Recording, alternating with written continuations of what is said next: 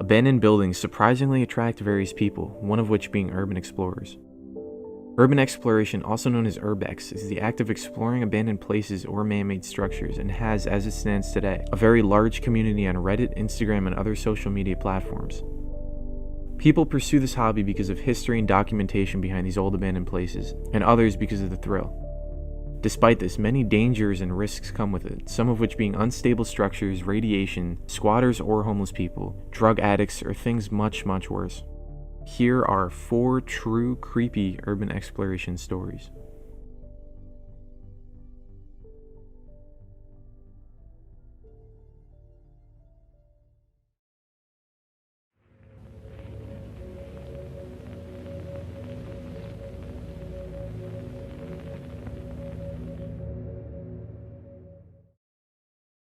In the late 18th century, the Paris catacombs began its construction in an effort to eliminate the city's overflowing cemeteries. And as of right now, the 200-mile-wide tunnel system in the catacombs holds the remains of over 6 million people. Many urban explorers known as cataphiles venture in. The sad truth is that some of these explorers are never to be heard from again. If they had perished, it'd be difficult to find their bodies because of the excess of bones and human remains.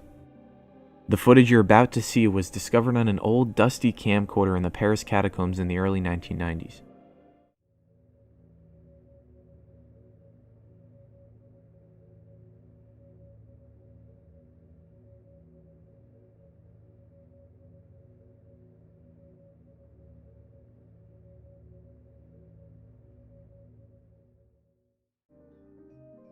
This clip, along with many others, show an explorer who becomes increasingly disoriented and disturbed, as if he was running from something, or stumbled upon something he shouldn't have. On top of this, in some of these clips, mysterious sounds and strange markings can be found.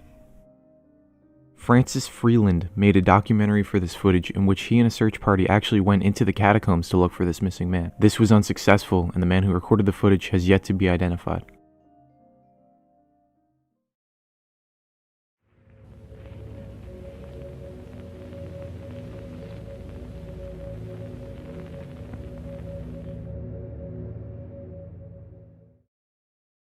On an r/ask Reddit post asking urban explorers to share their scariest experience or encounter, one particular story stood out. This user posted his experience revolving around an abandoned insane asylum. His story is as follows.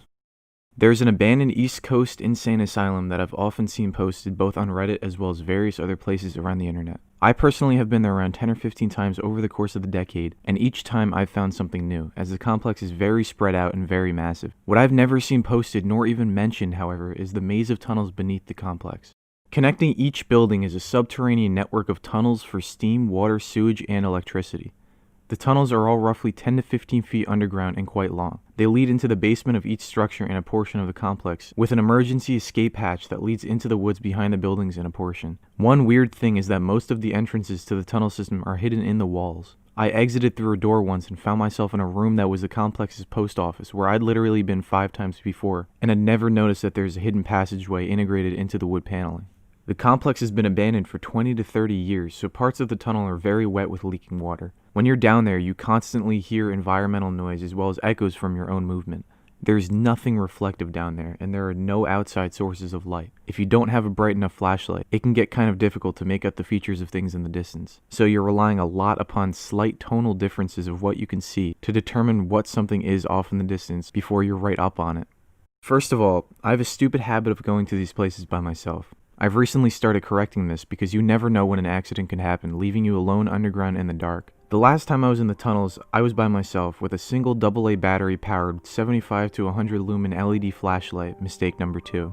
During this excursion, I decided to follow the tunnel down to what was the water treatment building for the complex. This tunnel slopes downwards, so the leaking water previously mentioned runs down and collects at the tunnel's end.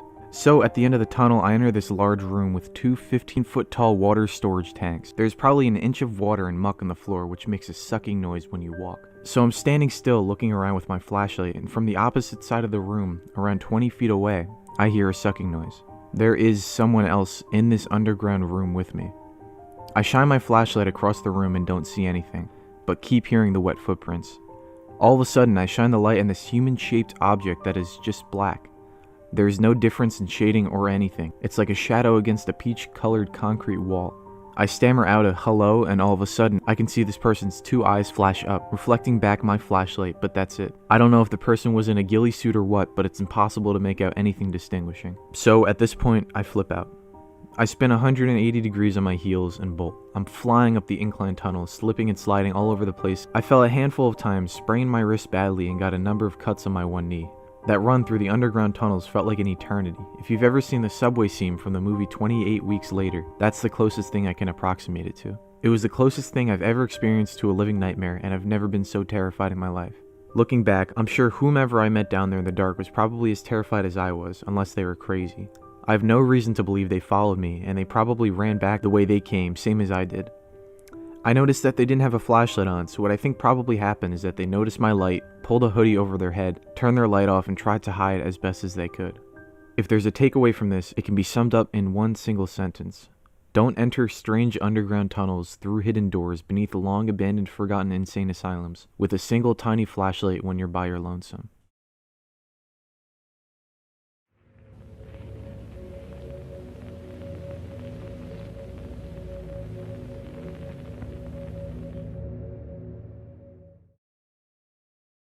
James the Fam is a YouTuber who specializes in urban exploration and has gained notoriety across the urbex community for multiple reasons. First of all, James goes on these explorations on his own, and many of which seem to be dangerous, as he's actually been injured multiple times. He posted a video in July of 2019 in which he explored an abandoned hospital in Miami, Florida.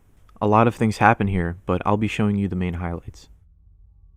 Alright, make sure you guys smash that like button because we're about to... Whoa! What the fuck? What the hell was that? Hello?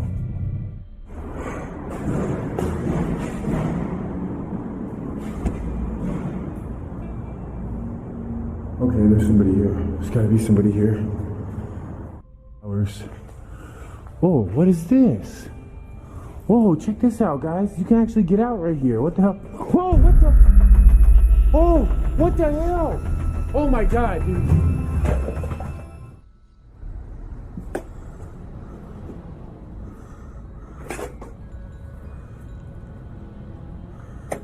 Wow. I guess that's the reception area. Oh man, this place is so freaking creepy. Alright. Oh, this thing is moving. What the hell?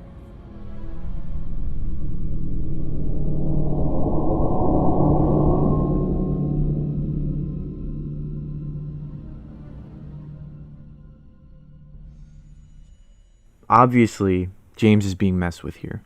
We don't know who these people are, but for some reason they decided to torment James and leave him completely baffled with more questions than answers. I personally believe these experiences to be real, judging from James's reputation, along with his reactions in the video. The scariest thing about all of this is when you're in an abandoned place, all common law goes out of the window. Encountering other people is dangerous, because more often than not, they're doing something they probably shouldn't be. Needless to say, James got very lucky in this situation.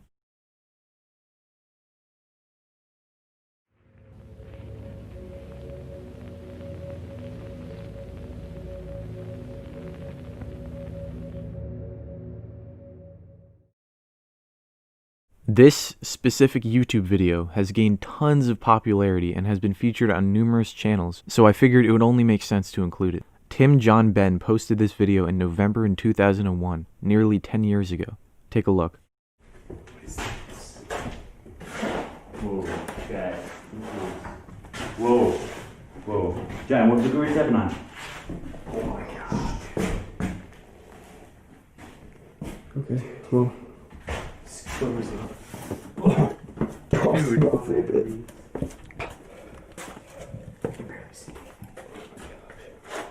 Whoa.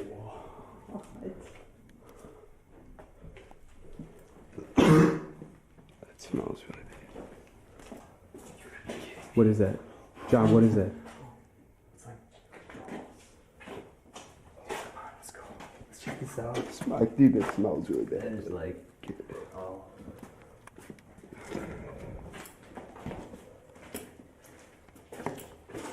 Guys, this smell is terrible. I'm gonna throw up. Guys, we need to go. I gotta puke.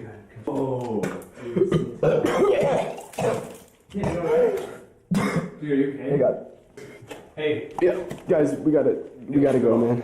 We gotta go. Well. Do you hear that? Oh my God! Go! Oh my God! Oh my God! Oh my God! Oh, the police are open. Okay, you gotta go. The door's locked. Get open! There's scratches. Go. What's happening? Get off! What's going on? Hang on. What's... John?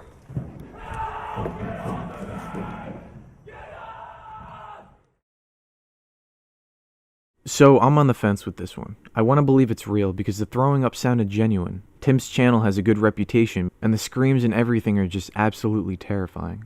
But we really still have to question the logic behind this. They did mention that the house was well known for satanic worship and ritual abuse, so I don't think anything paranormal was going on here. If this is in fact real, then there must have been a mentally deranged homeless person or satanic worshipper living in the house at the time and was not welcome to visitors. Regardless, for them this is a traumatizing experience and without a doubt made these 3 teenagers regret they ever went inside that house. Urban exploration is a blend of photography, sport, and discovery and brings appreciation towards these locations and their backstories, a lot of which are more disturbing than you'd like to believe, and still carry on this dark and terrifying atmosphere. Thank you so much for watching, and if you enjoyed this video, leave a like and subscribe. If you have any further suggestions, please be sure to leave them in the comments.